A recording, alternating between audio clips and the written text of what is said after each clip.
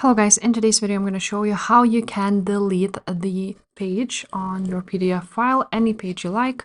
So first things first, you cannot do this. For example, I'm on MacBook, you cannot do this on this preview. So what we will do is go ahead to this website called ilovepdf.com, and here you can go ahead and do a split PDF. So click on it, select your file.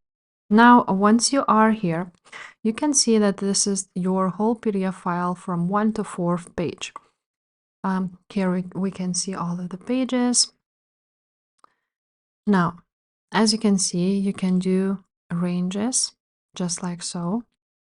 Or you can also have a range from 1 to 3, for example, and now merge all ranges into one PDF file, and you will have only from 1 to 3.